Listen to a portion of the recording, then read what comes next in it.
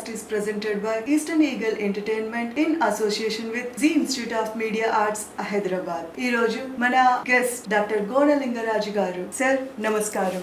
గోనలింగరాజు గారు ప్రముఖ చిత్ర కళాకారుడు అండ్ ఆర్ట్స్ ఎడ్యుకేటర్ అండ్ అతను సెంట్రల్ యూనివర్సిటీ నుంచి PhD పూర్తి చేసి అనేక మంది విద్యార్థులకు చిత్రకళలో మార్గనిర్దేశనం చేసిన వారు. Sir welcome to our program. Sir మీ చిత్రకళా ప్రయాణం గురించి తెలుసుకుందామా? నాది ప్రాపర్ సూర్యాపేట జిల్లా తుమ్మలపెన్పాడు అని ఒక గ్రామం. అక్కడ నుంచి 4వ తరగతి తర్వాత 5 నుంచి ఇంటర్మీడియట్ వరకు సాంఘిక సంక్షేమ గురుకుల పాఠశాలలో చదువుకోవడం జరిగింది. ఆ తర్వాత ఫైన్ ఆర్ట్స్ ఎడ్యుకేషన్ కోసం హైదరాబాద్ వచ్చి JNTలో 2002లో bachelor of fine arts 4 years డిగ్రీని పెయింటింగ్ లో కంప్లీట్ చేసి ఆ తర్వాత MPhil PhD హైదరాబాద్ సెంట్రల్ యూనివర్సిటీలో కంప్లీట్ చేయడం జరిగింది. ఈ ప్రయాణంలో నేను ఎగ్జిబిషన్స్ పెయింటింగ్స్ చేస్తున్న క్రమంలో 2002 తెలంగాణ ఎడ్యుకేషన్లో లిటరేచర్కి చాలా వరకు బొమ్మలు వేయడం, నేను గీసిన చిత్రాలు బతుకమ్మ, జైబోల తెలంగాణ లాంటి బంధుకు లాంటి సినిమాలలో ప్రదర్శించడం. అదేవిధంగా సైమిల్టేనియస్గా నేను ఎంట్రన్స్ ఎగ్జామ్ రాసేటప్పటికి ఆప్టిట్యూడ్ టెస్ట్ ఏ విధంగా ఉంటుందనేది నాకు తెలియక నేను 2 times JNTU fine arts college రాయడం జరిగింది. నా డిగ్రీ పాస్ అయినాక 2002-3లో నేను పిల్లలకి కోచింగ్ ఇవ్వడం అనేది ప్రారంభించాను. దాదాపు 2003 నుంచి ఒక 22-23 సంవత్సరాల వరకు ప్రతి సంవత్సరం ఇంటర్ పాస్ అయిన పిల్లలకి ఆప్టిట్యూడ్ టెస్ట్లో కోచింగ్ ఇవ్వడం చేస్తున్నాను. ఇందులో భాగంగా నా విద్యార్థులు Bombay, Baroda, Shantiniketan, Shri Venkateswara college of fine arts Madapur, Hyderabad JNUలో దాదాపు ఒక 500 మందికి పైగా విద్యార్థులు చదువుకొని వాళ్ళ డిగ్రీస్ని పూర్తి చేసుకొని వివిధ విభాగాల్లో డిసిప్లిన్ అంటే like painting, animation, applied art, sculpture, interior డిజైన్లో పిల్లలు స్థిరపడ్డారు. ఇది నా కంటిన్యూషన్లో టీచింగ్ ఎక్స్పీరియన్స్. అదేవిధంగా సైమల్టేనియస్గా నేను పెయింటింగ్ ఎగ్జిబిషన్స్ నా పర్సనల్గా చేస్తున్నాను. అందులో హైదరాబాద్ ఆర్ట్ సొసైటీ ఒక 10,000 cash award, Telugu university cash అవార్డుని నేను 2008, 10, 11లో తీసుకున్నా. ఈ తెలంగాణ ఉద్యమంలో పాల్గొన్నందుకు గాను 2014 తెలంగాణ ఉద్యమం తర్వాత 17లో మొదటి జిల్లాలు ఏర్పడ్డప్పుడు సూర్యాపేట జిల్లా నుంచి ఉత్తమ చిత్రకారుడిగా నాకు తెలంగాణ ప్రభుత్వం 50,000 నగదు క్యాష్ని ఇచ్చి నన్ను చిత్రకారుడిగా సత్కరించి ఇదొక అంటే గొప్ప అచీవ్మెంట్గా నేను భావిస్తాను నా చిత్రకళా ప్రయాణంలో. ఇదే కాకుండా నేను చిత్రకళ మీద ప్రస్తుతం SCRT ఉన్నటువంటి ఆ విద్యాశాఖలో 2013లో నేను కళలు సాంస్కృతిక విద్య అనే బుక్ రాయడం జరిగింది. అది ప్రస్తుతం ఆంధ్రప్రదేశ్, తెలంగాణలో కరికులంగా ప్రస్తుతం జరుగుతుంది. అది గవర్నమెంట్ విద్యా పాఠశాలలో ఉంది. సో నేను వృత్తిరీత్యా ప్రస్తుతానికి 2018లో TSPSC ద్వారా సాంఘిక సంక్షేమ గురుకులంలో నేను ఉపాధ్యాయునిగా చేరాను. ఆ తర్వాత నేను చదువుకున్న స్కూల్లో నాకే ఉద్యోగం రావడం చాలా సంతోషంగా ఉంది. ఆ టైంలో ఉన్నటువంటి సెక్రటరీ గారికి విద్యార్థులకు చెప్పడానికి అవసరమైన మెటీరియల్ని రికమెండ్ చేసి అక్కడున్న పిల్లల్ని కూడా సమ్మర్లో భాగంగా విద్యార్థులు ఎవరైతే రాష్ట్రమంతటా ఉన్నారో ఇంట్రెస్ట్ ఉన్న విద్యార్థుల్ని ఒకరిద్దరిని సెలెక్ట్ చేసి ప్రతి సంవత్సరం ఒక 50 మందికి ట్రైనింగ్ ఇచ్చి వాళ్ళని కూడా భారతదేశంలో ఉన్నటువంటి వివిధ చిత్రకళా కళాశాలలకు పంపించడం జరిగింది గవర్నమెంట్ కళాశాలలో. సో ఇట్లా నా టీచింగ్ ప్రయాణం జరుగుతున్న క్రమంలో నేను చిత్రకళ మీద కొన్ని వ్యాసాలు రాయడం, ప్రచురించడం, అదేవిధంగా నా యొక్క పెయింటింగ్స్ని వివిధ జిల్లాలలో, బాంబేలో, ఢిల్లీలో ఆర్ట్ గ్యాలరీలను ప్రదర్శించడం, ఇది ఒక ప్రొఫెషనల్ విభాగం. ఇందులో నేను ఎదుర్కొన్నటువంటి ఏవైతే లాకునర్స్ ఉన్నాయో ఇది ఆర్ట్ అనేది డిపెండింగ్ అన్న మనీ. సో ఒక పెయింటింగ్ ఒక 4 సంవత్సరాల డిగ్రీ పూర్తి చేయాలంటే దానికి సంబంధించిన క్యాన్వాస్, కలర్స్ అనేది ఖర్చుతో కూడుకున్న పని. సో అలాంటి క్యాన్వాస్, కలర్స్ దొరకాలంటే కొన్ని ఫెలోషిప్లు అనేది లేవు, ప్రస్తుతం కూడా లేవు. అలాంటి టైంలో కూడా నేను పార్ట్ టైం కోసం వేరే అంటే సైన్ బోర్డ్ లాంటి వర్కులు చేస్తూ నేను డిగ్రీ కంప్లీట్ చేసిన. ఇవన్నిటికీ సొల్యూషన్గా నేను పేద పిల్లలు ఎగ్జామ్ ఎలా రాయాలి అనే ఒక ఆ సందిగ్ధంలో ఉంటారు కాబట్టి నా ఓన్గా నా పర్సనల్గా చాలా వరకు పిల్లలకి ఉచితంగా కోచింగ్ ఇస్తూ వస్తున్నాను. ప్రస్తుతం నేను పనిచేసే గౌలుదొడ్డి ఐఐటి ఫౌండేషన్లో సాంఘిక సంక్షేమలో ఒక ప్రత్యేకమైన కళాశాల ఇది గౌలుదొడ్డి ఐఐటి. వాళ్ళకు 8th to ఇంటర్మీడియట్ వరకు ఫౌండేషన్ చెప్తారు. అందులో కూడా ఒక ఆర్ట్ టీచర్గా వాళ్ళకు మధ్యలో నాకు క్లాసులు ఉంటాయి. నేను ప్రస్తుతం ఆ యొక్క కళాశాలలో ఉపాధ్యాయుడిగా పనిచేస్తూ బయట నా ప్రొఫెషనల్ జీవితాన్ని కూడా కొనసాగిస్తూ ఉన్నాను. చాలా మంచి విషయాలు సార్. అంటే మీ జర్నీ ఒక బేసిక్ లెవెల్ నుంచి స్టార్ట్ అయ్యి అదే కాలేజ్లో మళ్ళీ మీరు ఉపాధ్యాయులుగా జాయిన్ కావటం, చదువుకున్న కాలేజ్లోనే మళ్ళీ మీరు ఉపాధ్యాయులుగా జాయిన్ కావడం, such a wonderful inspirational journey. Super sir, super sir. ఈ స్కూల్ అండ్ కాలేజ్లో ఫైన్ ఆర్ట్స్ అండ్ విజువల్ ఆర్ట్స్ని సమర్థవంతంగా ఎలా నిర్వహించవచ్చు మీ బోధన అనుభవ ప్రకారం? ఈ యొక్క జనరల్ ఎడ్యుకేషన్ సిస్టంలో ఆర్ట్ ఒకటే కదా, ఫైన్ ఆర్ట్స్లో ఉన్న ఆర్ట్, క్రాఫ్ట్, మ్యూజిక్కి చాలా తక్కువ ప్రాధాన్యత ఉంది ప్రస్తుతం. వాళ్ళకు ఒక నిర్దిష్టమైన కరికులం అనేది లేదు. టైం టేబుల్ అనేది ఇస్తూ ఉన్నారు. చెప్పడానికి టెక్స్ట్ బుక్ లాగా కొంత లాక్కున్న అది ఉంది. సో దీన్ని మనం చేయాలంటే ప్రత్యేకంగా వాళ్ళకు కూడా ఒక ఇయర్లీ ఎండ్ ఎగ్జామ్ లాగా అఫీషియల్గా చేసి వాళ్ళకు సంబంధించినటువంటి కరికులంని ఇస్తే మనం మిగతా సబ్జెక్ట్ లాగా దీన్ని కూడా సీరియస్గా పిల్లలు ప్రాక్టీస్ చేసుకోవడానికి అవకాశం ఉంటుంది. ముఖ్యంగా ఒక సెక్షన్లో 40 మంది విద్యార్థులు ఉన్నప్పుడు అందరూ మ్యాథమెటిషియన్స్ గారు, అందరూ సైంటిస్టులు కారు. ఆ సెక్షన్ 40 మందిలో ఒక 2-3 తప్పకుండా ఫైన్ ఆర్ట్స్లో పర్ఫామ్ చేస్తారు. ఏదో డ్యాన్స్ కానీ, థియేటర్ కానీ, పెయింటింగ్ కానీ. సో అట్లాంటి పిల్లలు ఈ స్పెషల్ టీచర్స్ దగ్గరికి వస్తూ ఉంటారు. వాళ్ళకి ఇంట్రెస్ట్ ఉన్న డిసిప్లిన్లో వాళ్ళకు మనం ఏదన్నా చెప్పాలన్నప్పుడు వాడికి సంబంధించినటువంటి మెటీరియల్ లేకపోవడం అనేది కొంత ఇబ్బందికరమైనటువంటిది పరిస్థితి. సో దీన్ని మనం కరికులంలో భాగంగా కంపల్సరీ చేయగలిగితే మనం కళాశాలలో దీన్ని మ్యాండేటరీ చేసినప్పుడు మాత్రమే ఇది కొంత అభివృద్ధి కావడానికి ఆస్కారం ఉంటుంది. ఫోక్ కల్చర్ అంటారు కదా, స్టడీస్, ఈ జానపద కళలు అండ్ ఈ ఫైన్ ఆర్ట్స్ అనేది సమకాలీన కళలు విద్యలో ఏ విధంగా విద్యార్థులకు సహకరిస్తాయి? చాలా అంటే డాక్యుమెంటేషన్ విధానం మేడం. ఇప్పుడు ప్రస్తుతానికి మన తెలంగాణలో జానపద కళలకు వస్తే నకాచి చిత్రకళ అనేది అంటే చేర్యాల ప్రాంతంలో ఉంది. దానికి చేర్యాల పెయింటింగ్స్ కూడా అంటాము. తర్వాత నిర్మల్ పెయింటింగ్స్ ఉన్నాయి తెలంగాణలో. బాతిక్ పెయింటింగ్ అనేది కూడా మన హైదరాబాద్లో ఆ సిస్టమ్ ఉంది. వీటన్నిటినీ ఎప్పుడైతే మనం కరికులంలో ఇంట్రడ్యూస్ చేస్తామో ఆ విజువల్ ఇమేజ్ ద్వారా వాళ్ళు చెప్పేటువంటి మిత్, పురాణం ఏదైతే ఉంటుందో అది పిల్లలకి తెలిసే అవకాశం ఉంటుంది విజువల్ ఆర్ట్స్లో. ఇప్పుడు మీరు టెక్స్ట్ బుక్ తీసుకోండి, ఏ టెక్స్ట్ బుక్ తీసుకున్నా without image there is no text book. So visual impact అనేది ఉంటుంది. కల్చరల్గా డిపెండింగ్ ఏంటంటే ఈ ఎప్పుడైతే ఉదాహరణకి భారతదేశంలో కంటెంపరీ ఆర్టిస్టులు జమ్నీ రాయ్ని తీసుకున్నాం. బెంగాల్లో ఉన్నటువంటి చిత్రకళని తను ఇన్స్పైర్ అయ్యి చాలా పెద్ద అదే కోవకు చెందినటువంటి కాపు రాజయ్య సిద్దిపేట దగ్గర నకాషి పెయింటింగ్స్ని, ట్రెడిషనల్ పెయింటింగ్స్ని ఇన్స్పైర్ అయ్యి దాన్ని కాంటెంపరైజ్ చేశాడు. తను కూడా ఒక పెద్ద ఆర్ట్ గ్యాలరీలో ఒక మోడర్న్ టైంలో ఫోక్ ఆర్టిస్ట్గా ప్రసిద్ధి చెందినటువంటి కాపు రాజయ్య గారు. కంటెంపరీ పీరియడ్లో కూడా శ్రీకాళహస్తిలో ఉన్నటువంటి కలంకారీ పెయింటింగ్స్ని ప్రస్తుతం రమేష్ గురజాల అనే తన చిత్రకారుడు ఏదైతే కలంకారీ క్లాత్ మీద వేసేటువంటి స్టైల్ని, ఆ పురాణాలని క్యాన్వాస్ మీద కన్వర్ట్ చేశాడు. అంటే మీడియం మాత్రమే చేంజ్ చేశాడు.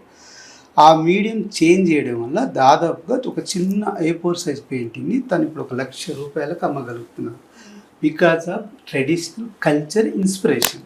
సో వీళ్ళంతా జమిరీ అయినా, కాపురాజే అయినా, రమేష్ గురజాల అయినా వీళ్ళంతా కూడా మన భారతదేశంలో ఉన్నటువంటి సాంప్రదాయ కళల నుంచి ఇన్స్పైర్ అయ్యి, అదేవిధంగా మధుబని లాంటి చిత్రాల్లో కూడా అక్కడ మధుబని లాంటి చిత్రాలు అంటే ఇంకా ఆ ప్రాంతంలో ఉమెన్స్ మాత్రమే, వాళ్ళు ఇల్లిటరేట్స్ అన్నమాట. వాళ్ళు మనకు నిజామాబాద్లో బీడీ కార్మికులు ఏ విధంగా ఉంటారో ఆ మధుబని ప్రాంతంలో మొత్తం వాళ్ళంతా మహిళలు మాత్రమే ఆ పెయింటింగ్ చేయగలుగుతారు. వాళ్ళకి ఏ ఫైన్ ఆర్ట్స్ ఎడ్యుకేషన్ ఉండదు. సో అట్లాంటి వాళ్ళు లేస్తే రామాయణం, మహాభారతం లాంటి చిత్రాలని పేపర్ పైన, క్లాత్ పైన వేసి వాళ్ళ యొక్క ట్రెడిషన్ని ఎక్స్ప్లోర్ చేస్తారు. సో ఇలాంటి కళలన్నిటినీ మన ఇండియాలో ఫైన్ ఆర్ట్స్లో భాగంగా సిలబస్లో మనం ఇంట్రడ్యూస్ చేసినప్పుడు మన కల్చర్ రిఫ్లెక్ట్ అవుతుంది. ఆ ప్రాంతం ఒకటి ఇంజనీర్స్ పోకుండా ఉంటుంది. ఆ సంస్కృతిని కూడా మనం కాపాడినట్టు అవుతుంది నా ఉద్దేశం. మనం కాపాడుకోవాల్సింది culture, traditions and customs continuation. Very so nice. దానివల్ల కంటెంపరీ ఆర్టిస్టులకు కూడా ప్రయోజనం ఉంది. సార్, ఇప్పుడు ఫైన్ ఆర్ట్స్, జనరల్గా ఫైన్ ఆర్ట్స్ కానీ విజువల్ ఆర్ట్స్ కానీ జనరల్గా ఒక అపోహ ఉంటుంది కదా, వీటికి ఎక్కువ ఖర్చు అవుతుంది, ఒకవేళ మనం ఈ కోర్స్ చేసినా కూడా మనకి ముందు తరాలకు భవిష్యత్ ఏంటి అని చెప్పేసి. సో ఇక్కడ పాత కాలంలో పెయింటింగ్కి వచ్చినప్పటికు మార్కెటింగ్ చేసేటప్పుడు ఒక సంపన్నుడు అంటే ఒక బయ్యర్ అంటే బిజినెస్ చేస్తున్నప్పుడు మనం బంగారం, భూమి తర్వాత ఇండియాలో రిచ్ ఇన్వెస్ట్మెంట్ అయింది పెయింటింగ్ ఒకటి. సో ఒక రవీంద్రనాథ్ పెయింటింగ్ ఈడ సైన్ చేసి మన ఇంట్లో ఉంటే, ఇప్పుడు రవీంద్రనాథ్ పెయింటింగ్ మీ ఇంట్లో ఉందా? సో దీన్ని మనం ఎన్ని కోట్లకు వేల ఉంటుందో తెలియదు. అమృత షేర్గిల్ కానీ, రవివర్మ పెయింటింగ్ కానీ. సో ఇట్లాంటి వాళ్ళ టైంలో మార్కెటింగ్ చేసేటువంటి పీపుల్స్ తక్కువ మేడం. అప్పుడు ఆన్లైన్ లేదు, గ్యాలరీస్ సిస్టమ్ ఉంటే మనని ఆ బయ్యర్కి నచ్చినప్పుడు మాత్రమే మన పెయింటింగ్ అతను ప్రమోట్ చేయడానికి ఒక అవకాశం. ఇప్పుడు ప్రజెంట్ అట్లా లేదు. ఇప్పుడు వచ్చినటువంటి సోషల్ మీడియాలో, ఆన్లైన్ గ్యాలరీస్లో మనం ఫ్రమ్ ది బిగినింగ్ ఫస్ట్ ఇయర్లో కూడా నేను ఒక మంచి పెయింటింగ్ని ఒక ఆన్లైన్ గ్యాలరీకి అప్లోడ్ చేసినప్పుడు డిపెండింగ్ ఆన్ టేస్ట్ అది ఫస్ట్ ఇయర్ నుంచి అతను సేల్ చేసుకుంటూ వెళ్ళిపోవచ్చు. దట్టు ఇప్పుడు డిసిప్లిన్ అనేది చేంజ్ అయిపోయింది. అప్పుడు మనకు పెయింటింగ్, స్కల్ప్చర్, 3D 2 విభాగాలు ఉంది. ఇప్పుడు యానిమేషన్ అనేది యాడ్ అయిపోయింది, ఇంటీరియర్ డిజైన్ అనేది యాడ్ అయిపోయింది. ఇక్కడ ఏదైనా అప్లైడ్ ఆర్ట్ అంటే ఒక డిజైనింగ్, మార్కెట్లో మనం ఏదైనా ఒక ప్రొడక్ట్ డిజైన్ చేసినప్పుడు, ఫర్ ఎగ్జాంపుల్ ఒక సంతూర్ సబ్బు, అది మనకు మార్కెట్లో రావాలన్నప్పుడు దానికి ఒక కవర్ డిజైన్ చేయాలి. మీరు ఒక మూవీ డైరెక్ట్ చేస్తారు, దానికి ఒక పేరు రాసి ఒక పోస్టర్ డిజైన్ చేయాలి. మీరు ఒక బుక్ రాస్తారు, దానికి ఒక టైటిల్ రాసి దాని టైటిల్ కవర్ పేజ్ చేయాలి. ఇవన్నీ కూడా comes under the designing section. ఇలాంటి 5-6 బ్రాంచెస్లో ఇప్పుడు ఫ్రీలాన్సర్గా, డిజైనర్గా, ఆర్టిస్ట్కు ఉన్నటువంటి డిమాండ్ ఏ ట్రెడిషనల్ కోర్సులో లేదు.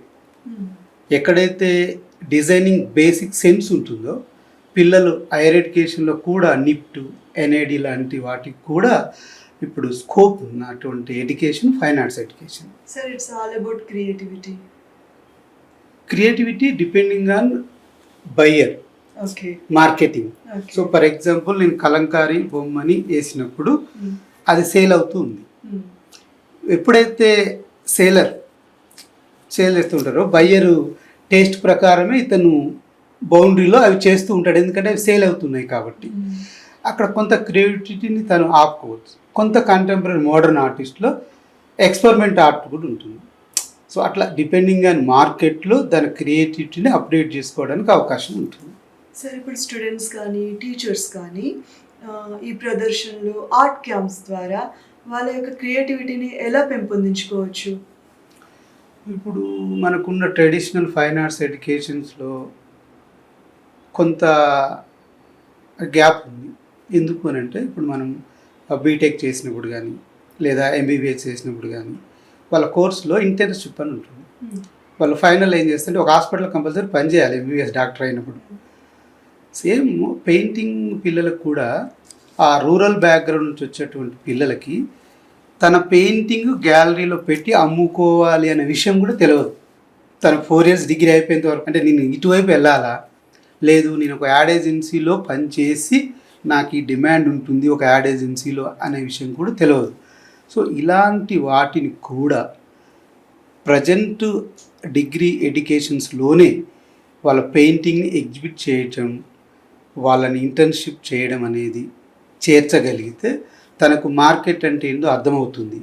తను నా పెయింటింగ్ని పలానా గ్యాలరీలో తీసుకొని వెళ్ళినప్పుడు నేను మార్కెట్లో నిలబడగలుగుతా, వీళ్ళని అప్రోచ్ కావాలి అని ఉంటాయి. అట్లే ఇలాంటి క్యాంప్స్, గ్యాలరీసు, తర్వాత ప్రమోటింగ్ సిస్టమ్ అనేది అండర్ గ్రాడ్యుయేట్లోనే పిల్లడు ఫైనల్ ఇయర్ అయిపోయే లోపే కాలేజ్ యూనివర్సిటీ లెవెల్లో ఇంట్రడ్యూస్ చేస్తే బాగుంటుందనేది నా ఉద్దేశం. సో విజువల్ ఆర్ట్స్ విద్యార్థులని సామాజిక గుర్తింపు, రైట్, సామాజిక గుర్తింపు అండ్ సాంస్కృతిక వారసత్వం, ఈ రెండింటిని ఎలా అనుసంధానిస్తారు? మీ బోధన అనుభవంలో మీరు చూసే ఉంటారు ఆ స్టూడెంట్స్కి ఒక సామాజిక గుర్తింపు, సాంస్కృతిక వారసత్వం, ఇవన్నిటిని మనం ఎలా అనుసంధానించవచ్చు?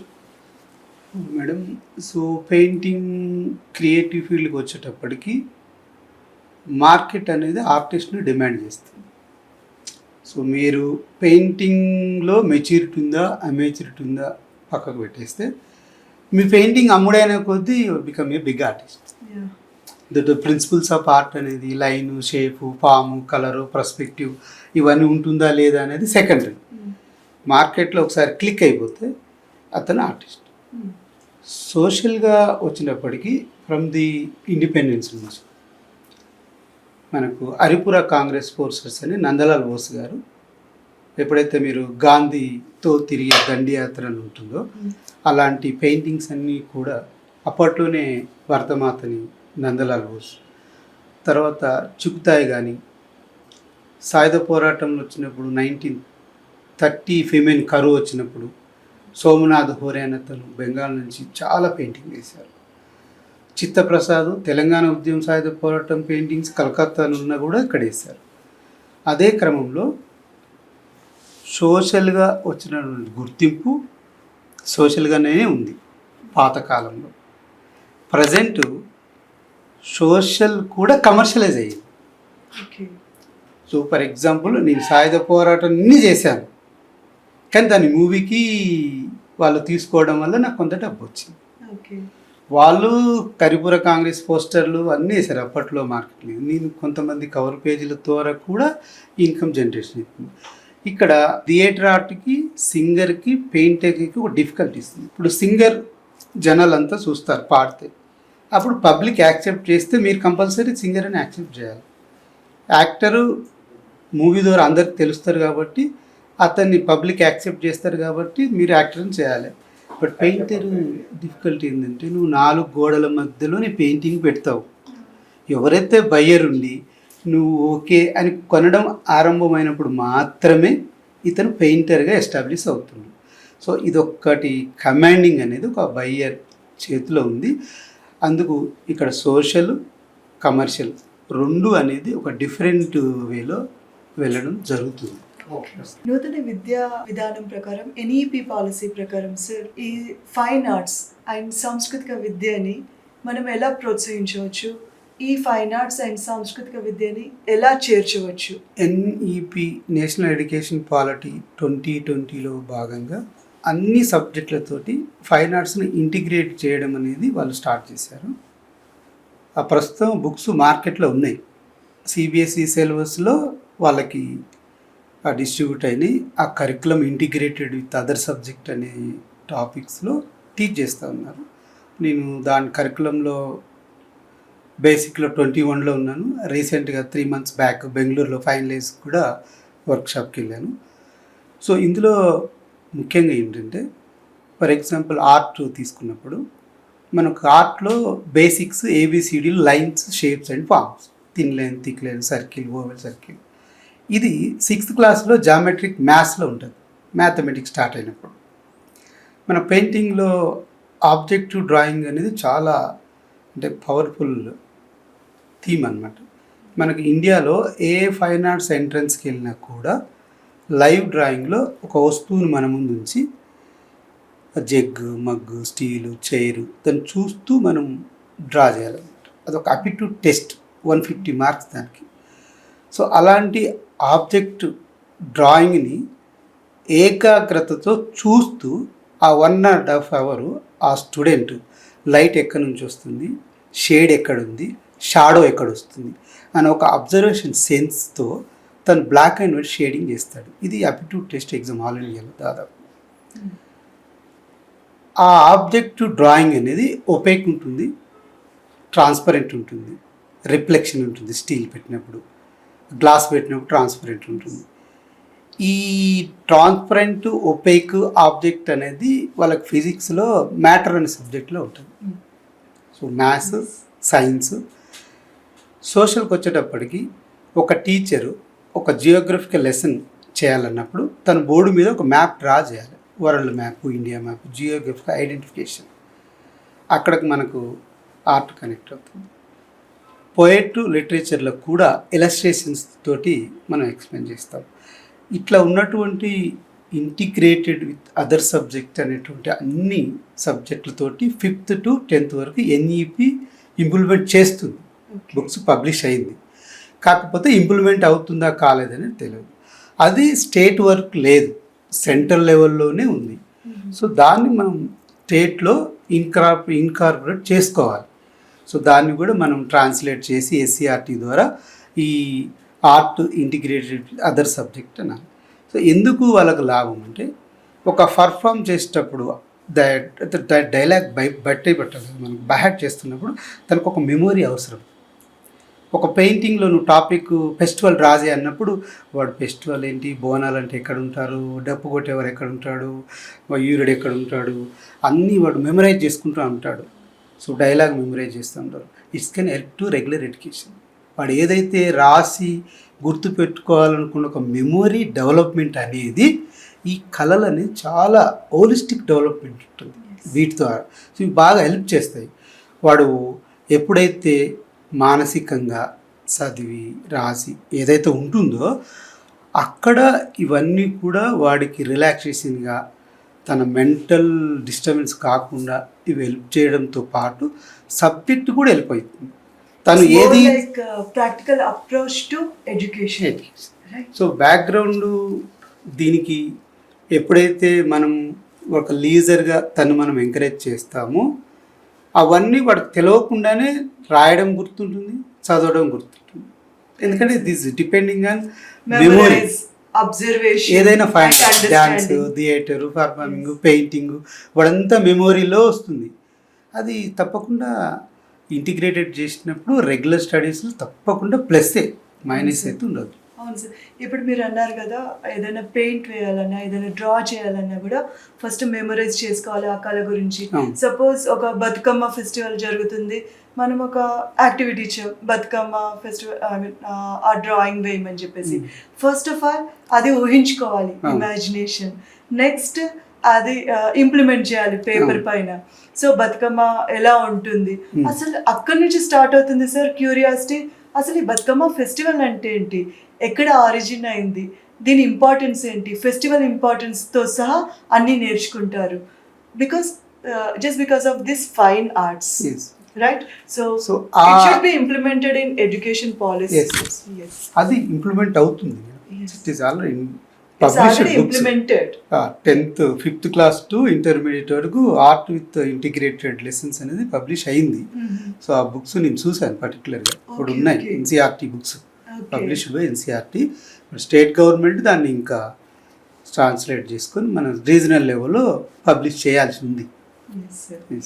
సార్, ఇది ఫైన్ ఆర్ట్స్ విద్యని ప్రోత్సహించడంలో ప్రధాన సవాళ్ళు ఏమిటి సార్? అంటే వాళ్ళు డెవలప్ కావడానికి మనం ఏదైనా ఇంతకుముందు మాట్లాడుకున్నట్టుగా నాకు ఒక మంచి పాట వస్తుందంటే పాడడానికి పర్ఫార్మ్ చేసి ఒక వేదిక కావాలి, డ్యాన్స్ చేస్తున్నప్పుడు ఒక స్టేజ్ కావాలి. అట్లే ఒక పిల్లలు తను వేసిన వర్క్ని ఎగ్జిబిట్ చేసుకోవాలంటే స్కూల్లో ఒక గ్యాలరీ అనేది ఉండాలి. తన టాలెంట్ని నేను పాట అకేషనల్ 15 ఆగస్టు అట్లా వచ్చినప్పుడు పర్ఫామ్ చేస్తాం, పాడతాము.